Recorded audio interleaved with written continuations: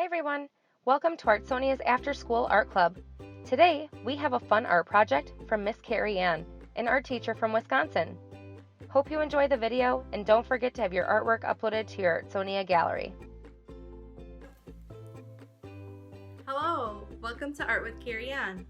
My name is Carrie Ann Kirking and I teach art at Genesee Lake School in Oconomowoc, Wisconsin. Did you know that you can make books as a form of art? For today's project, we're going to be using some paper bags to make something special called a pocketbook. A pocketbook has secret pockets where you can store something extra in between your pages. So come along with me and I'll show you all the steps to make your very own pocketbook. To make this project, you are going to need some small paper bags. These are the type of bags you could take a school lunch in. You will also need some small white paper. I cut my paper to be 4 inches by 4 inches. Some additional supplies you are going to need are glue, scissors, and a stapler. When using scissors or a stapler, please always check with an adult, as these are things you could get hurt while using. After you've collected all of your supplies, you're ready to make your very own pocketbook. So I'm going to start out by taking my paper bags and I'm looking at how they are set up. I'm going to start out on the side that is closed, so it's the bottom part of the bag, and I'm trimming off that very edge piece. I only cut off a couple centimeters worth. This is going to create the pocket for my pocketbook. So I'm cutting off the sides on all of my bags, and if I were to open up where I cut that slit, it creates a hole all the way through my bag. So I wouldn't want to put a lunch in it, that's for sure. Good thing I'm using it to make a pocketbook. Alright, so for my next step, I'm going to arrange the bag so that way all of the folds are on the same side, and I fold them in half all together.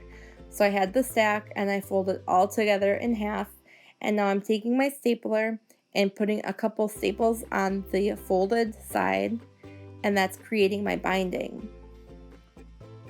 So if I open it up, there's going to be the pages, and the holes are creating the pockets. Now that I have my book created, I'm ready to add some pages into it. So the pages I'm adding into it are basically just white sheets of paper to cover the brown paper bag. If I wanted to, I could leave the book the way it is now, but I really like coloring in my paper bag books, so that's why I like to add the white.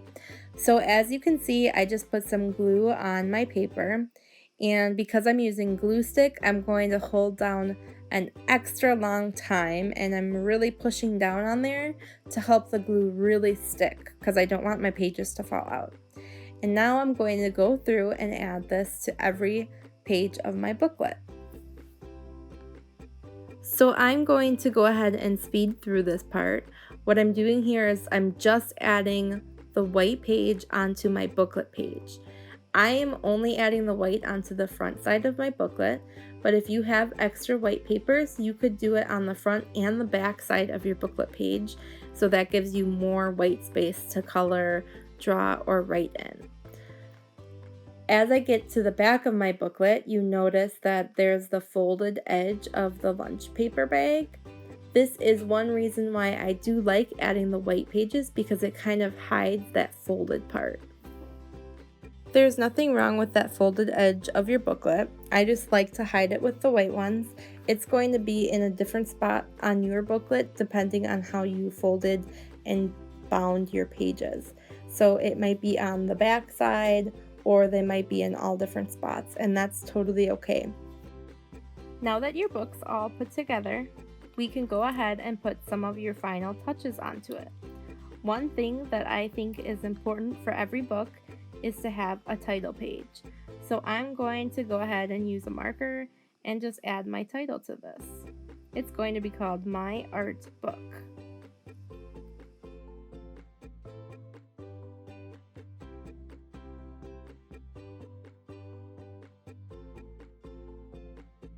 Now that my book has a title, I'm ready to add things to my inside pages. I can do things on the white part. I could even do it on the brown pages as well. I used a marker on my pages, but you can definitely use some crayons. You could glue things in there. You can really be as creative as you want. Now, my favorite step is to start adding things into your pockets. For my example purposes, I'm going to add in some white pages. These are the same size as the pages that I glued onto the pages of my pocketbook, but you could add things like clips from magazines, folded paper, notes. There's really a lot of creative opportunities. What do you think you're going to add into your pockets? Are you going to do pages like I am, or are you going to add something a little bit different? It's really up to you. I hope you have a lot of fun.